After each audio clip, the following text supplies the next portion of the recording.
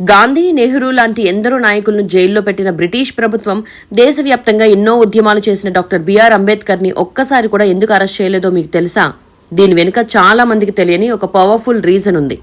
బాబాసాహెబ్ అంబేద్కర్ బ్రిటన్లో చదువుకున్నప్పుడు అక్కడ ఒక అత్యున్నతమైన మేధావుల సంఘం ఉండేది. అందులో సభ్యత్వం దక్కాలంటే ప్రపంచంలోని అన్ని దేశాల రాజ్యాంగాల మీద పట్టుండాలి.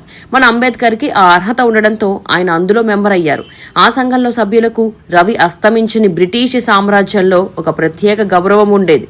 ఆ రూల్ ప్రకారం ఆ సంఘ సభ్యుడిని అరెస్ట్ చేయాలంటే సాక్షాత్తు ఆ విశ్వవిద్యాలయం నుండి ముందస్తు అనుమతి తీసుకోవాలి. అది అంత సామాన్యమైన విషయం కాదు.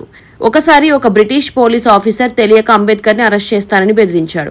దానికి అంబేద్కర్ చిరునవ్వుతో అరెస్ట్ వారెంట్ ఉందా అని అడిగారు. ఆ అధికారి వారెంట్ కోసం పై అధికారులకు లెటర్ పంపగా రూల్స్ తెలిసిన బ్రిటిష్ ప్రభుత్వం ఆ అధికారిని వెంటనే సస్పెండ్ చేసింది. అంతటితో ఆగిన అంబేద్కర్, నన్ను అరెస్ట్ చేయాలనుకున్న ఒక్కరినే కాదు, అతనికి సహకరించిన మిగతా ఆఫీసర్ల పరిస్థితి ఏంటి అని ప్రభుత్వాన్ని ప్రశ్నించారు. ఫలితంగా ఆ టీం మొత్తాన్ని సస్పెండ్ చేయాల్సి వచ్చింది బ్రిటిష్ ప్రభుత్వం. ఆ రోజుల్లో ఆ అసోసియేషన్లో సభ్యత్వం ఉన్న ఏకైక భారతీయుడు మన బాబాసాహెబ్ మాత్రమే. అది ఆయన range. That is doctor B R Ambedkar.